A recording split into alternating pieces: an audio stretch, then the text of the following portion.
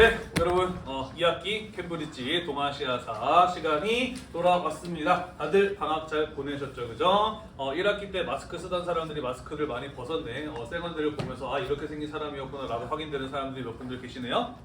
자, 시간 관계상 우리 바로 수업으로 들어가 보도록 할게요. 자, 여러분 우리 2학기 때 뭘 배울 거냐면은요, 1학기 때 어디까지 배웠는지 기억나나요?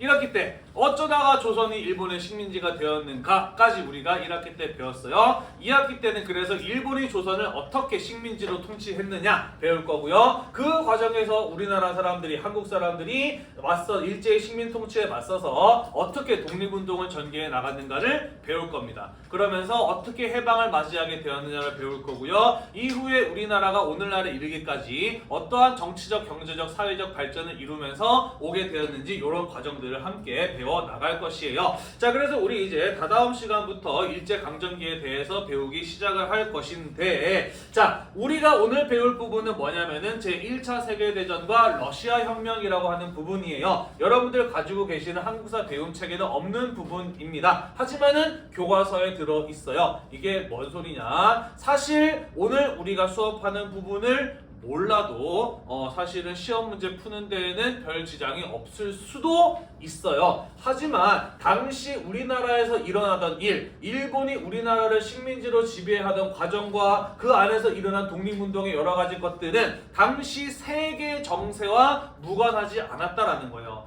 당시 지구상의 세계 각국의 상황이 어떻게 흘러가느냐에 따라서 일본의 식민 지배 정책이 바뀌기도 하고 우리나라 독립운동의 방식이 바뀌기도 했다라는 거예요. 따라서 우리가 일제강점기와 독립운동에 대해서 이해를 하기 위해서는 당시 세계의 상황이 어땠는지를 알고 넘어갈 필요가 있다라는 거죠. 이해되나요?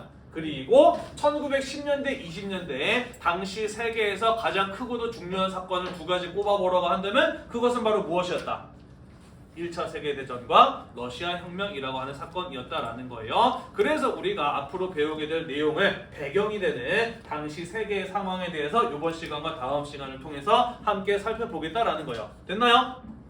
네, 같이 한번 보도록 하겠습니다. 자, 1차 세계대전이 일어나게 된 배경은 무엇이냐면요, 19세기 후반에 일어났었던 유럽 강대국들 사이에 치열한 식민지 쟁탈전이었습니다. 자, 우리 1학기 때 배웠죠, 그죠? 산업혁명이 일어나게 되면서 공장과 기계가 만들어지게 되고 산업과 기업이 발전해 나가기 시작을 해요. 자, 그런데 이런 산업화된 국가들의 경우에는 더욱더 자기 나라의 경제를 발전시키기 위해서 뭘 만들기 시작을 하나요?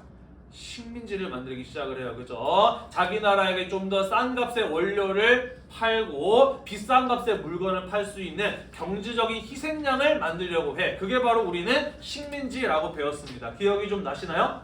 다시 말해서 이 시기에 어느 나라가 얼마나 잘 먹고 잘 살 수 있느냐는 얼마나 많은 식민지를 가질 수 있었느냐에 달려 있었다라는 것이었다라는 거죠. 이해가 되나요? 네. 그러다 보니까 산업화된 강대국들의 경우에는 더 많은 식민지를 가지고 싶어 했고, 그러다 보니까 그 나라들 사이에 치열한 경쟁 같은 것들이 벌어지게 되었다라는 것입니다. 이해되셨죠? 자, 그래서 어느 나라가 어떤 식민지를 차지할 것인가를 놓고 서로 대립하다 보니까 이해관계가 대립하는 나라도 생기지만은 반대로 같은 이해관계를 갖게 되는 나라들도 생기게 된다라는 것이죠. 이해되시죠? 네, 그래서 이해관계가 일치하는 나라들끼리는 동맹을 맺고 일치하지 않는 나라들끼리는 대립을 하는 그런 상황이 벌어지게 되었다라는 것이에요. 자, 그러면서 유럽의 강대국들 사이에서 여러 동맹들이 만들어지게 되는데 대표적인 사례가 바로 삼국동맹과 삼국협상이라고 볼 수가 있어요. 오스트리아, 이탈리아, 그리고 독일. 오스트리아는 헝가리아 이중왕국이라고 해서 당시에는 하나 나라였어요. 독일과 오스트리아, 헝가리 이중왕국, 이탈리아 이 나라들이 함께 동맹을 맺었고요. 얘네들 가까운 나라들끼리 동맹을 맺으니까 그 주변국들끼리도 함께 또 동맹을 맺게 됩니다. 영국, 프랑스, 러시아가 동맹을 맺게 되니 우리는 그들을 삼국협상이라고 부른다라는 것이에요. 자, 지금 이해관계에 따라서 여러 나라들이 서로 동맹을 맺고 대립하게 되었다라고 하는 상황이 만들어졌어요. 이게 의미하는 바는 무엇이냐? 만약에 이 나라들 셋 가운데 하나, 이 나라 셋 가운데 하나가 서로 싸우게 됐어. 전쟁이 벌어지게 됐어. 그럼 어떤 일이 벌어진다는 거지? 그렇지. 동맹을 맺고 있으니까 나머지 나라들도 함께 전쟁에 참여해야 되는 상황이 만들어지게 되었다라는 거예요. 이해가 되시죠? 그리고 그러한 전쟁이 터져버리고 말았다라는 것이고, 그래서 이 유럽의 많은 강대국들이 전쟁에 한꺼번에 끌려 들어가게 되면서 인류 역사상 최초로 전 세계적인 규모의 전쟁이 벌어지게 되었으니 그게 바로 무엇이었다? 제 1차 세계대전이었다라는 것이죠. 이해됐나요? 자, 그렇다면 이 여러 나라들을 전쟁의 도가니로 끌고 들어갔었던 사건, 그건 바로 무엇이었느냐? 사라예보 사건이라고 하는 것이었어요. 세르비아의 청년이 오스트리아 헝가리의 황태자 부부를 저격을 하여 암살한 사건이었거든요. 자, 요거를 이해하려면 지도를 한번 보고 넘어갈 필요가 있어요. 지도 하나 보고 가도록 할게요. 자, 당시 동유럽 지역에서는요, 새롭게 독립을 이룬 소수 민족의 국가들이 있었어. 세르비아, 루마니아, 불가니아, 알바니아, 그리스 같은 이런 나라들이었어요. 원래 오스만 제국의 지배를 받고 있던 나라였는데 이 나라의 힘이 약해지게 되면서 이런 나라들이 새롭게 독립을 이루게 되었습니다. 그리고 이 나라들은 우리도 크고 강한 나라가 되고 싶다라는 생각을 가지고 있었어. 그래서 다른 지역들로 영토를 넓혀 나가려는 생각을 하고 있었습니다. 대표적으로 세르비아가 여기 지금 사라예보라고 써있는 보스니아 헤르체고비나를 자기 땅으로 만들면서 세르비아도 강대국이 되고 싶은 생각을, 욕심을 가지고 있었어요. 자, 그런데 그보다 훨씬 더 크고 강한 오스트리아 헝가리 제국이 먼저 이 세르비아가 탐내고 있었던 보스니아 헤르체고비나를 점령을 해서 자기 땅으로 만드는 일이 벌어지고 맙니다. 자, 그래서 세르비아 사람들이 오스트리아 헝가리 제국을 무척이나 미워하게 되었고요. 이 보스니아 헤르체고비나를 방문했었던 오스트리아 제국의 황태자가 뭐지? 황제의 아들 중에서도 어떤 아들? 그렇죠. 그 다음에 황제가 될 사람을 황태자라고 하죠. 이 보스니아 헤르체고비나를 방문했었던 황태자 부부를 한 세르비아 청년이 총을 쏴서 저격을 해서 암살하는 사건이 벌어지게 됩니다. 그게 바로 사라예보 사건이었다라는 거죠. 이해가 되나요? 황태자가 죽었어요. 이거 보통 일인가?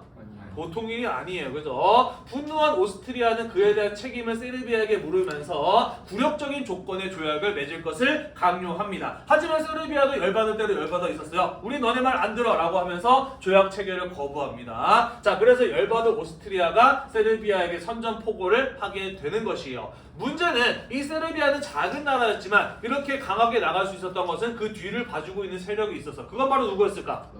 러시아였던 거예요. 둘 다 슬라브족이었거든요. 이 러시아 같은 경우에는 이 지역에 있는 이 소수 민족들을 통해서 동유럽에서부터 자신의 영향력을 확대해 나가려고 하는 계획을 가지고 있었어. 그래서 오스트리아가 세르비아의 전쟁을 선포하니까 러시아가 개입되는 거예요. 그러면서 영국, 프랑스, 독일, 이탈리아 같은 나라들이 한꺼번에 전쟁에 휘말리게 되면서 1차 세계대전이라고 하는 상황이 벌어지게 되었다라는 것이죠. 이해됐나요? 네. 자, 당시 일본의 경우에는 러일 전쟁 과정에서 영국과 동맹을 맺었잖아요. 영일 동맹을 맺고 있는 상황이었기 때문에 요거를 근거로 일본 역시 1차 세계대전에 참전을 하게 됩니다. 뒤에 가서 이야기를 할 거예요. 자, 그래서 1차 세계대전이 벌어지게 되었습니다. 자, 이탈리아 같은 경우에는 원래 동맹국 쪽이었는데 전쟁이 터지니까 동맹을 깨고 연합국 쪽으로, 영국, 프랑스 쪽으로 붙어버려요. 자, 그리고 사실 전쟁은 오스트리아, 헝가리에서부터 시작이 되지만 이 3국 동맹을 이끌고 있었던 나라 가운데 가장 전쟁 수행 능력이 뛰어난 나라, 그리고 야심이 큰 나라는 어느 나라였냐면은 독일이었어요. 그래서 1차 세계대전은 사실 독일이 주도한 전쟁이었다라고 보시면 됩니다. 자, 이 독일이 가지고 있었던 계획은 무엇이냐? 요거부터 얘기해야 되겠다.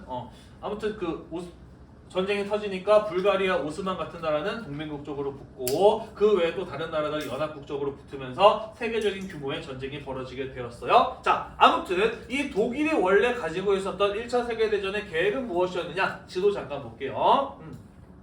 당시 독일은 프랑스를 굉장히 만만하게 보고 있어서 얼마든지 싸워서 금방 이길 수 있을 거라고 생각을 했습니다. 그래서 독일은 병사를 동원해서, 군사력을 동원해서 잽싸게 서쪽에 프랑스를 먼저 제압을 하고 그 다음에 군대를 동쪽으로 돌려서 러시아를 제압해야지 라는 이런 어떤 계획을 가지고 있었다라는 것이죠. 자, 그런데 의외로 프랑스가 독일의 공격을 잘 막아내요. 독일은 이쯤이면 전쟁이 끝날 거다라고 생각했을 때까지도 프랑스를 완전히 제압하지 못하는 이러한 상황에 놓이게 됩니다. 이해되나요?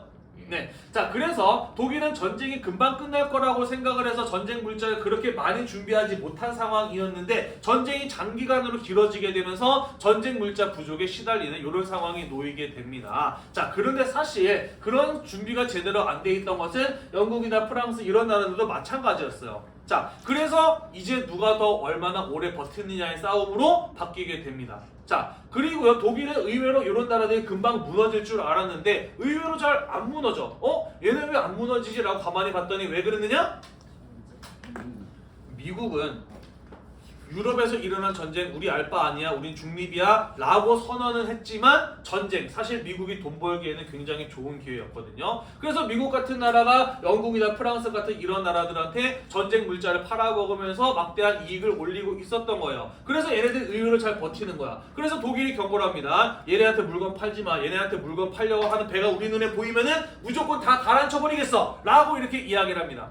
네, 미국은 그래라 하고서는 계속 물건을 팔아요. 그리고 결국에는 이 독일이 풀었던 잠수함에 의해서 이 미국의 배가 영국으로 가다가 잠수함이 쏜 미사일에 어뢰에 맞아서 가라앉는 사건이 벌어져 버리고 맙니다. 네, 자 독일 입장에서 어쩔 수 없는 선택이었을 수도 있어요, 그죠? 하지만 미국에서는 이러한 일이 벌어지게 되자 미국 국민들이 분노하게 되고요. 그래서 미국도 지금까지는 중립을 유지하고 있다가 무제한 잠수함 작전을 계기로 1차 세계대전에 참전을 하게 됩니다.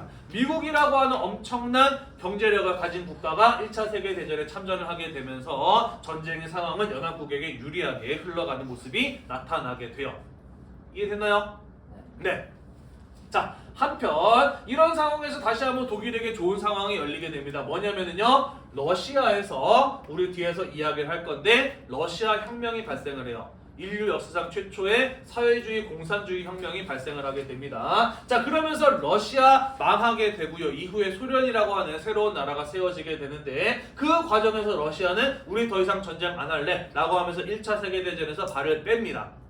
이해되나요? 네. 네. 자, 그러면서 독일은 이제 동쪽에서 러시아랑 싸울 걱정이 없어지게 됐어요. 그러면서 남은 힘을 다 끌어모아가지고 총 공격을 합니다. 서쪽에 프랑스를 향해서 총 공격을 합니다만은 이번에도 프랑스가 이 독일의 총 공격을 잘 막아내요. 자, 그러면서 결국에 독일이 마지막에 힘을 짜냈던 이 총 공격도 실패로 끝나게 되면서 더 이상 전쟁을 수행하기 어려워지는 상황에 놓이게 되고요. 다른 독일의 동맹국들도 힘이 다 떨어져서 하나 둘씩 항복을 해 나가게 됩니다. 결국 독일에서 더 이상 승산이 없다라고 생각했었던 해군들이 반란을 일으켜서 독일 황제 빌헬름 2세를 황제의 자리에서 끌어내리게 되는 것이고요. 독일은 왕이 없는 나라 공화국이 됩니다. 독일 공화국, 다른 말로는 바이마르 공화국이라고도 부르는데요. 이런 나라가 세워지게 돼요. 그리고 이 독일 공화국이 1918년 휴전 조약을 체결하게 되면서 4년 동안 이어졌었던 제1차 세계대전은 끝이 나게 되었다라는 것이죠. 이해됐나요? 예. 자, 여러분들이 만약에 세계사를 선택을 하게 된다면은 조금 더 나중에 자세하게 배울 기회가 있을 거예요. 우리는 지금 한국사의 배경을 배우는 과정이기 때문에 이렇게 간략하게 설명을 하고 넘어가겠습니다. 됐나요? 네. 매우 안타까운 것은 여러분들 이제 오늘부터 2학년 때 배울 과목 선택 과목 수요 조사하지, 그지? 그리고 거기서 어떤 과목이 사라졌니? 동아시아사가 사라졌죠, 그죠? 나의 자식과 같은 과목인데 대가 끊기게 생겼어. 이래서 굉장히 매우 마음이 아픕니다. 지금 하고 있는 2학년에서의 동아시아 수업이 마지막이 될지도 모른다는 생각이 들더라고요. 네, 개인적인 넋두리였고요. 마저 이어서 보도록 합시다. 자, 이 유럽에서 1차 세계대전이 한참 전개되고 있을 때 일본도 우리 영국이랑 동맹이니까 참전할 권리가 있어 라고 이야기를 하면서 1차 세계대전에 참전을 합니다. 자, 일본이 1차 세계대전에서 독일에게 선전포고를 하면서 전쟁에 참여하게 된 이유는 무엇이냐면은 당시 독일은 중국 내에 산둥반도라고 하는 지역을 장악하고 있었거든요. 일본은 그 땅이 먹고 싶었던 거야. 그래서 우리는 독일이랑 싸우겠다라고 이야기를 하면서 1차 세계대전에 참전을 하게 되고요. 전쟁 과정에서 독일이 가지고 있었던 산둥반도를 빼앗는데 성공을 하게 되기도 합니다. 이해되나요? 네. 자, 한편 중국 같은 경우에는요, 1차 세계대전이 전개되는 동안 꽤 오랫동안 중립을 유지하고 있었어. 왜냐면은 누가 이길지 몰랐거든. 누가 이길지 모르는 상황에서 섣불리 다른 편 들었다가 지면 어떡해. 그래서 중립을 유지하고 있었는데 미국이 참전을 선언했어요. 그러면서 아 얘네가 이길 것 같다라는 생각이 드니까 그제서야 중국도 독일에게 선전포고를 하면서 1차 세계대전에 참전을 하게 됩니다. 전쟁에서 이긴 나라, 승전국이 되면은 지금 여러 나라들한테 빼앗겼던 우리나라의 권리를 되찾을 수 있지 않을까라는 생각을 가지고 1차 세계대전에 참전을 하였었다라는 것이죠. 이해됐나요? 자, 그랬던 1차 세계대전이 끝이 났습니다. 자, 여기서부터 중요해요. 여기서부터 한국사에 자주 나오는 부분들이니까 잘 기억해 두도록 합시다. 1차 세계대전을 마무리 짓는 회의가 열렸습니다. 그게 바로 1919년 프랑스 파리에서 열린 파리 강화회의라고 하는 것이었어요. 전쟁 이후의 국제질서를 어떻게 다시 바로잡을 것인가를 놓고 논의하기 위해서 세계 각국의 사람들이 모여서 회의를 열었던 것이 바로 프랑스 파리에서 열린 파리 강화회의라고 하는 것이었습니다. 자, 전쟁에서 이긴 나라들 승전국이 주도하는 회의였어요. 자, 이 프랑스 파리 강화회의에서 가장 발언권이 큰 나라는 어느 나라였을까?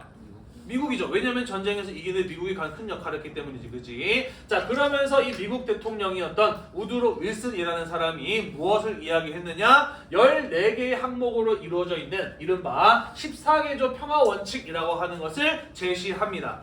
1차 세계대전 얼마나 많은 사람들이 죽었겠어, 그지? 이렇게 큰 비극적인 사건이 일어났는데 앞으로 이런 일이 없어야 되지 않겠느냐? 앞으로 또 이런 일이 일어나지 않도록 하기 위해서는 우리가 한 14개 정도는 지켜야 될 것이다 라고 이 미국 대통령이 주장을 했던 거예요. 그게 바로 14개조의 평화 원칙이다라고 하는 겁니다. 이해되나요? 그 14개의 원칙 가운데 하나 우리에게 유명하고 또 시험에도 자주 나오는 원칙이 뭐냐면은 바로 민족 자결주의의 원칙이라고 하는 거예요. 민족 자결주의란 무엇이냐? 각 민족의 운명은 그들 스스로 결정하도록 하게 하자라고 하는 게 바로 민족 자결주의라고 하는 것이에요. 좀 더 정확하게 이야기해 보자면은 그 민족이 식민 지배를 원한다면은 식민지로 놔둬라. 하지만 그들이 식민 지배를 원하지 않는다고 한다면 그렇지, 식민지를 없애자라고 하는 얘기가 바로 민족 자결주의라는 거예요. 왜 이런 얘기를 했어요? 아까 우리 앞에서 봤죠. 1차 세계대전이 일어나게 되는 배경 뭐 때문이었어? 식민지. 그렇지, 서로 더 많은 식민지를 차지하기 위해 싸우다 보니까 이런 비극이 일어난 거 아닙니까? 그죠? 그래서 또다시 이런 일이 일어나지 않도록 하려면은 식민지를 만들지 않아야 된다라는 원칙을 주장을 한 것이었다라는 거예요. 이해되나요? 네, 물론 미국이 이런 얘기를 할 수 있었던 이유는 자기들은 별로 식민지가 없었기 때문에 이런 얘기를 할 수 있었던 것이기도 합니다만은 어쨌든 그런 어떤 원칙을 내세웠어요. 그 외에도 뭐 흐릿한 글씨로 있는데 공개적으로 평화조약을 맺을 것, 비밀조약을 없앨 것, 군대를 축소시킬 것, 해양에서 자유롭게 활동할 수 있도록 보장을 할 것, 무역을 할 때는 평등하게 할 것, 그리고 국제연맹이라고 하는 국제기구를 만들 것 같은 것들을 제안을 했습니다. 자, 그리고 윌슨이 주장을 했던 이 14개조의 평화 원칙은 굉장히 좋은 이야기들이었기 때문에 프랑스 파리 강화회의에서 강대국들에 의해서 합의가 이루어지게 돼요. 그런데 이런 게 실제로 이루어질 수 있었을까? 아니요. 식민지를 없애자라는 주장에 대해서 동의했지만 실제로 식민지가 사라지게 되었을까? 아니요. 그렇지 않았어요. 그죠? 사실 이 우드로 윌슨의 14개조 평화 원칙은 굉장히 좋은 말이지만은 이상적이기도 해. 현실적으로 실현되기 어려운 것들을 많이 담고 있었다라는 것이죠. 전쟁에서 이긴 나라들이 자기 스스로 식민지를 포기하고 싶을까? 전혀 그렇지 않단 말이야, 그지? 자, 그래서 승전국들의 경우에는 이 윌슨의 14개조 평화 원칙에 대해서 합의하는 반면에 자신의 이익을 우선적으로 고려하는 태도를 전혀 버리지 않았다라는 것이죠. 그래서 프랑스 파리 강화회의는 실제로 어떤 방향으로 흘러갔느냐? 전쟁에서 진 패전국들을 철저하게 응징하는 방향으로 전개가 되었다라는 것이에요. 이해되나요? 네. 자, 그러면서 승전국들은 패전국들과 개별적으로 조약을 체결하게 되고요. 최종적으로는 프랑스 파리 강화회의의 결과 이른바 베르사유 조약이라고 하는 것이 체결이 됩니다. 독일 승전국이었어요? 패전국이었어요? 패전국이었어요. 그렇기 때문에 이런 원칙이 그대로 적용이 됩니다. 독일 모든 식민지들을 잃어버리게 되고요. 1차 세계대전에서 승리한 승전국들에게 막대한 배상금을 물어주게 됩니다. 이해됐나요? 네. 자, 사실 이 베르사유 조약은 독일에게 굉장히 지나치게 가혹한 면이 없지 않아 있었어요. 그래서 국민들이 굉장히 먹고 살기 힘들어지게 되고요. 불만을 갖게 되고요. 그러면서 히틀러 같은 사람이 나타나서 극단적인 주장을 할 때 독일 국민들이 좋아하게 됩니다. 그러면서 2차 세계대전으로 이어지게 되는 배경으로 또 작용을 하게 되죠. 이해됐죠? 네. 그리고 그리고 1차 세계대전이 끝나고 난 이후에 패전국들의 식민지는 어떻게 됐다? 독립을 했어요. 하지만 승전국들의 식민지는 그대로 남아 있었다라는 거죠. 그리고 문제는 일본은 무엇이었다? 승전국이었다라는 거죠. 뒤에 다시 한번 이야기를 하게 될 겁니다. 자, 우드로 윌슨은요, 이런 어떤 국제적인 전쟁이 벌어지지 않도록 하기 위해서는 여러 나라들이 함께 모여서 회의를 해서 평화를 지키기 위한 노력이 필요하다라고 주장을 했고요. 그 결과 만들어진 국제 조직이 무엇이냐면 바로 LN, 리그 오브 네이션즈, 이른바 국제연맹이라고 하는 것이에요. 지금은 뭐가 있지? UN 있죠, 그죠? 유나이티드 네이션즈가 있죠. 유나이티드 네이션즈는 2차 세계대전 이후에 만들어진 겁니다. 그렇다면은 국제연맹은 제 기능을 다 했다, 다 하지 못했다? 그렇죠. 만들어지긴 했지만 실제로 2차 세계대전을 막는 데에는 실패했다라는 얘기죠. 왜 그랬냐면은 미국 대통령은 만들자라고 이야기했지만 미국 의회에서는요, 우리가 왜 굳이 그런 것까지 해야 돼? 라고 해서 참여를 해버리지 않았어요. 세계 최강대국이 빠져있는 껍데기뿐인 조직이었다라는 거죠. 게다가 1차 세계대전의 책임을 가지고 있는 독일, 공산주의 국가인 소련, 이런 나라들 너네는 안 돌아라고 하면서 국제연맹의 가입이 초반에는 거부됐었거든요. 그러다 보니까 알맹이 다 빠진 껍데기뿐인 국제조직이었던 거야. 그러다 보니까 이런 여러 가지 국제적인 분쟁이 일어났을 때 그런 것들을 조정하거나 막을 수 있는 능력이 전혀 없었던 국제조직이었던 것이고, 결국 2차 세계대전이라고 하는 또 다른 비극이 일어날 수밖에 없었다라는 것이죠. 됐나요? 네, 넘어가도록 할게요.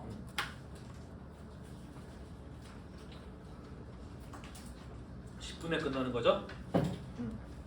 자, 1차 세계대전이 한참 전개되던 중에 러시아 혁명이 터지게 되면서 러시아는 1차 세계대전에서 이탈하게 되었다라고 이야기를 했습니다. 이 러시아 혁명이 무엇인지, 러시아 혁명이 어떤 변화를 가져오게 되었는지 그런 이야기들 마저 이어서 살펴보도록 할게요. 자, 당시 러시아는 짜르라고 불리는 황제가 지배하고 있는 나라였습니다. 러시아어로 황제를 차르라고 이야기를 해요. 자, 이 차르가 모든 권력을 가지고 국가를 통치하는 이른바 전제 정치의 국가가 바로 러시아라는 나라였다라는 것이죠. 문제는 이 러시아의 황제들, 러시아의 차르들이 유능하고 정말로 백성들의 안위를 생각하는 훌륭한 왕들이었느냐? 그렇지 않았다라는 것이죠. 굉장히 무능하고요. 백성들의 안위 따위는 신경도 쓰지 않는 그런 황제들이었다라는 것이죠. 그러다 보니까 러시아 백성들이 먹고 살기 쉬웠다, 힘들었다? 먹고 살기 좋았다, 나빴다? 나빴다라는 겁니다. 그죠? 그래서 먹고 살기 힘들었던 이 러시아의 백성들이 황제의 궁전 앞에 찾아가서 우리도 서양 국가들처럼 정치에 참여할 수 있는 권리를 달라, 우리의 기본적인 생존의 권리를 보장해 달라 라고 이렇게 요구를 하기 위해서 황제의 궁전 앞에서 시위를 벌였습니다. 하지만 이런 시위에 대한 황제의 답은 무엇이었느냐? 군대를 풀어서 그들을 잔인하게 제압을 해요. 그 사건이 바로 무엇이냐면은 1905년에 있었던 이른바 피해 일요일이라고 하는 사건이에요. 일요일날 많은 사람들이 죽었기 때문에 피해 일요일 사건이라고 이야기를 합니다. 이게 보여주는 바는 무엇이냐? 당시 러시아 사람들이 얼마나 먹고 살기 힘들었고 당시 차르의 전제 정치가 얼마나 많은 문제를 가지고 있었는가를 잘 보여주는 사건이라고 보시면 돼요. 이해되나요? 네. 자, 그리고 1차 세계대전에 참전한 것도 역시 바로 그러한 차르의 독단적인 결정에 의해서 이루어진 전쟁에 참여였던 것이에요. 그리고 거기에서 잘 싸워서 이겼으면 모르겠는데 1차 세계대전이 터지자마자 러시아는 전쟁에 참여했습니다만은 계속해서 졌어요. 패전에 패전을 거듭합니다. 그러니까 전쟁이 몇 년 동안 진행이 되는데 러시아는 얻는 것도 없이 계속해서 잃기만 했다는 거야. 자, 그러다 보니까 러시아 사람들은 가면 갈수록 점점 더 그렇죠. 먹고 살기 힘들어졌던 거예요. 국민들의 생활의 어려움이 심화되는 겁니다. 자, 네, 다녀오세요. 자, 그래서 결국 견디다 못한 러시아의 노동자들과 병사들이 하나의 조직체를 만드는데 그게 바로 무엇이냐면 노동자 병사 대표자 회의, 줄여서 소비에트라고 하는 조직을 만들게 되고요. 이 소비에트 조직의 중심으로 반란을 일으켜서 니콜라이 2세를 몰아내고, 차르였어요. 마지막 차르. 니콜라이 2세를 몰아내고 임시정부를 세우게 되었으니 그게 바로 러시아 혁명 중에 3월 혁명이라고 하는 사건이에요. 그렇구나 하고 넘어가시면 됩니다. 자, 그렇게 세워진 임시정부가 러시아 국민들의 이런 어떤 염원을 제대로 소화해내지 못하게 되어 해결해야 될 많은 개혁들이 있는데 그런 개혁들을 제대로 수행해 나가지 못했고 러시아 국민들은 전쟁을 끝내기를 바랐습니다만은 임시정부는 전쟁을 계속 진행을 하고 있었던 것이죠. 자, 그러다 보니 러시아 내에서 활동하고 있었던 급진적인 혁명적인 세력들, 개혁 세력들, 그들이 바로 볼셰비키라고 불리는 사람들이거든요. 사회주의, 공산주의 사상에 따라서 러시아를 급진적으로 개혁하고자 했던 사람들이 바로 볼셰비키라고 하는 사람들이었고 그 사람들을 이끄는 사람이 바로 블라드미르 레닌이라고 하는 사람이었는데 이 블라드미르 레닌이 이끄는 볼셰비키가 무장 봉기, 반란을 일으켜서 임시정부를 무너뜨리고 새로운 정부를 세웠으니 그게 바로 소비에트 정부라고 하는 것이었어요. 이게 러시아 혁명 가운데 11월 혁명이라고 하는 사건입니다. 대충 이해가 되나요? 네.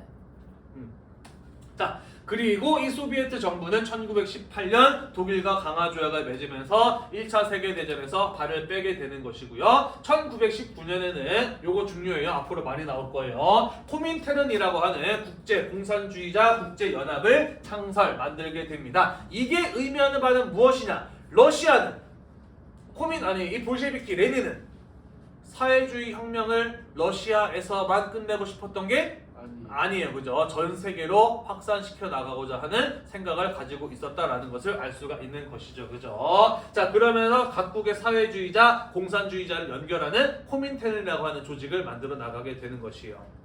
이해됐나요? 네. 자, 그리고 1922년 소비에트 사회주의 공화국 연방을 세우게 됩니다. 소비에트 사회주의 공화국 연방이라고 해서 우리는 줄여서 이걸 뭐라고 부르는 거예요? 소연이라고 부르는 것이죠. 여러분들 프린트는 아마 연맹이라고 돼 있지 않나요? 연합이라고 돼 있나요? 연합이. 네, 오타예요. 합자 지어주시고 방자로 고쳐주시기 바래요. 소비에트 사회주의 공화국 연방, 바로 소련이라고 하는 인류 역사상 최초의 사회주의 공산주의 국가가 지구상에 세워지게 되었다라는 것입니다. 이해되셨나요? 예.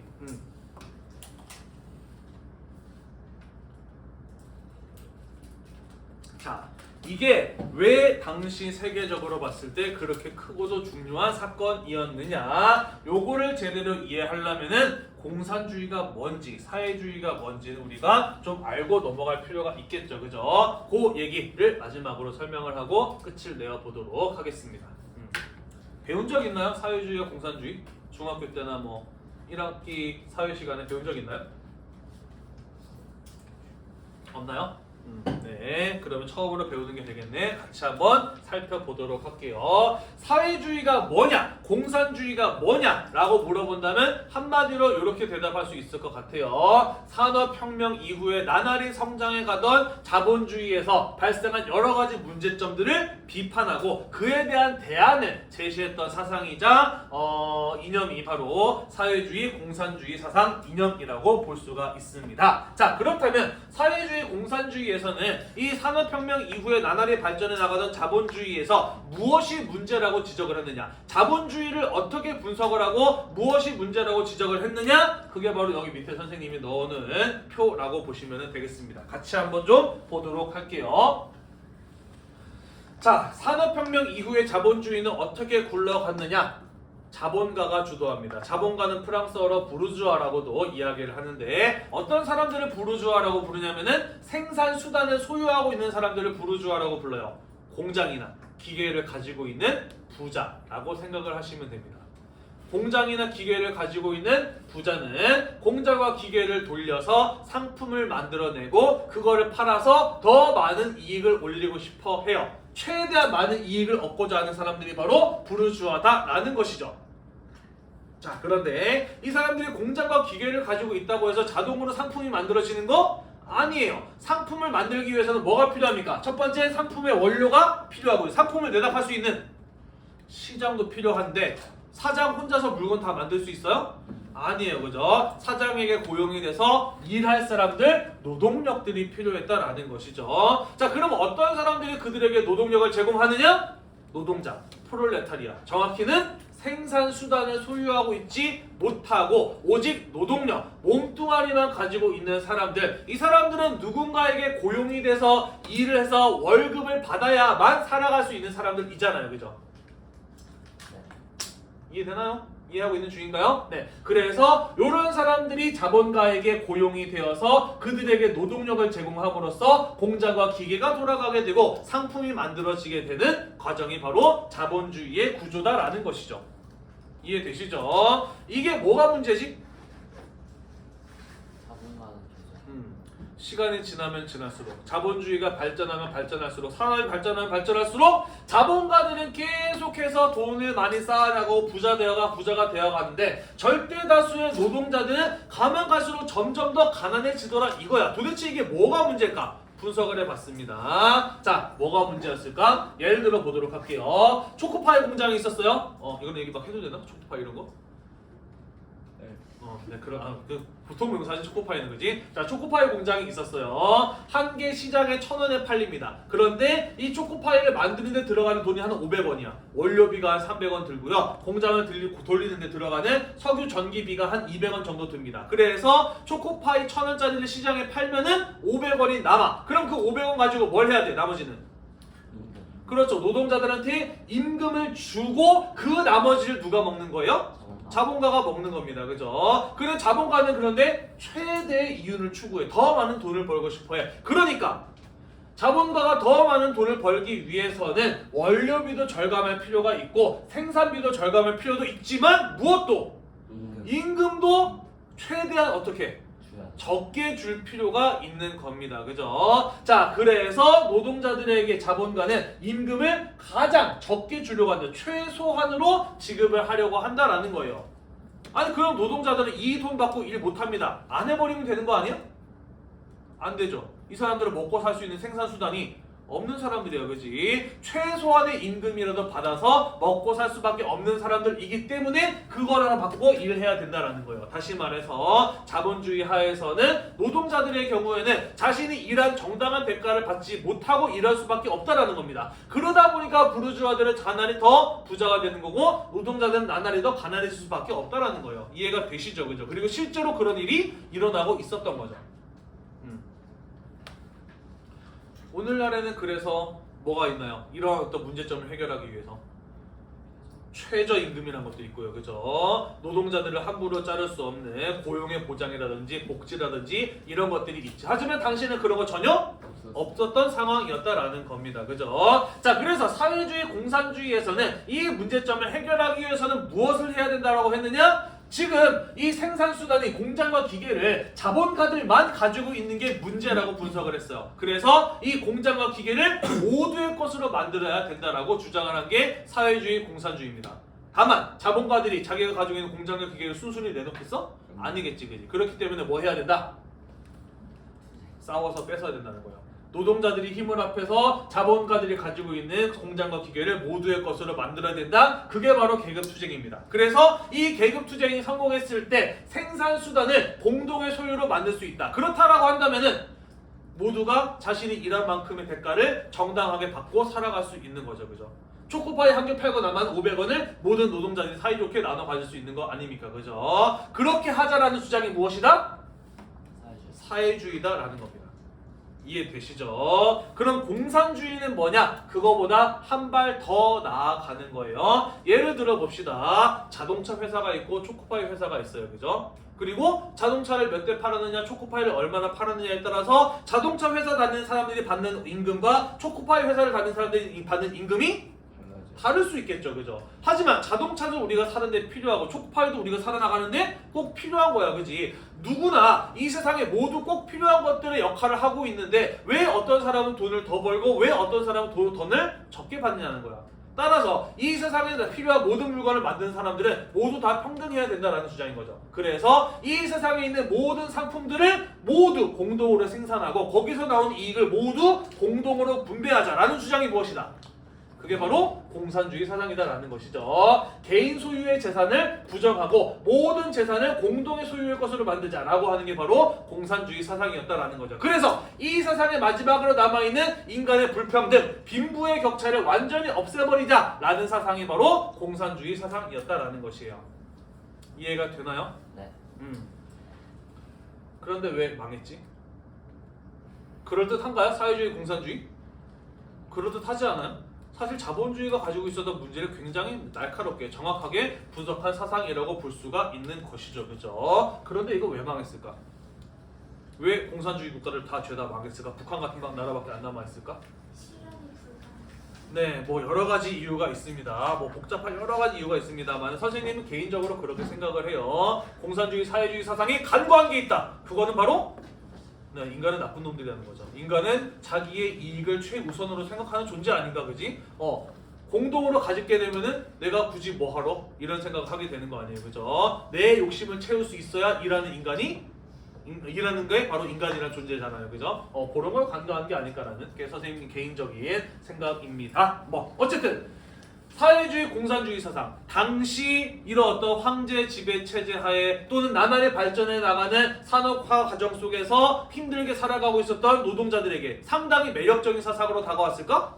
네. 그랬겠죠, 그죠? 특히 잘 사는 나라, 못 사는 나라. 못 못 사는 나라일수록 사회주의 공산주의 사상은 대단히 매력적으로 다가왔어요, 그죠? 그러다 보니까 러시아 같은 데에서 이런 사상이 빠르게 확산되어 나가게 되면서 러시아 혁명이 발생하게 되고 소련 같은 나라가 세워지는 거 아니에요, 그죠? 이해되나요? 자, 그래서 러시아 혁명이 일어나고 러시아가 소련으로 바뀌게 되면서 이후에 이 사회주의 공산주의 사상은 러시아뿐만 아니라 전 세계 각국으로 빠른 속도로 퍼져나갔다라는 것이죠. 어디도 예외는 아니었다. 바로 일본과 한국도 예외가 아니었다라는 것이죠. 자, 왜 그러느냐? 이 자본주의의 구조를 보면은 식민 지배하고 똑같아요. 볼까요? 일본은 공장과 기계를 가지고 있어요. 그죠? 한국은 가지고 있지 못해요. 그죠? 일본은 더 많은 이익을 올리고 싶어 해. 그래서 한국을 식민지로 지배하면서 한국에서 싼 원료들을 사갑니다. 그리고 한국의 노동자들을 일을 시켜서 물건을 만들어내요. 그리고 일본에서 공장과 기계를 돌려가지고 그걸 다시 어떻게 해요? 조선에다가 한국에다가 팔아 먹습니다. 그죠? 이러한 과정이 반복이 되면 반복이 될수록 일본은 나날이 잘 살게 될 거고 한국은 나날이 가난해질 수밖에 없는 거죠, 그죠? 자, 그렇기 때문에 계급 투쟁을 통해서 이 자본주의를 깨뜨리자라고 하는 주장은 당시 한국 사람들에게 어떤 것으로 다가왔느냐? 독립운동의 방향이 될 수 있다라고 느껴졌던 것이고 앞으로 우리는 일본으로부터 독립을 하면서 이런 세상을 만들어야 된다라는 그런 어떤 앞으로 사회개혁의 사상으로도 다가왔다라는 것이죠. 이해가 되시나요? 네. 자, 그러면서 이 러시아 혁명 이후에 사회주의 공산주의가 전 세계 그리고 우리나라에도 독립의 사상으로 사회개혁의 사상으로 빠른 속도로 퍼져나가게 됩니다. 그러면서 우리나라에서도 사회주의자, 공산주의자 이런 사람들이 많이 활동을 하게 되는 것이고 그 사상을 바탕으로 독립운동을 해나가는 이러한 일들이 벌어지게 된다라는 것이죠. 이해가 되나요? 네. 이해가 좀 되셨나요? 자, 그래서 우리 1910년대, 20년대에 있었던 세계적으로 가장 중요한 사건들 1차 세계대전과 러시아 혁명에 대해서 쭉 한번 이야기를 해보았습니다. 다음 시간에요, 우리 1차 세계대전 이후에 동아시아의 상황이 어땠는지 잠시 살펴보고요. 그리고 이후에 일본의 식민 지배를 받는 일제강점기 상황에 대해서 함께 살펴보도록 하겠습니다. 오늘도 공부하느라고 대단히 고생이 많으셨고요. 2학기에도 선생님의 영상이 여러분들의 공부에 도움이 되셨다면 구독과 좋아요 잊지 말고 눌러주세요. 수고했습니다.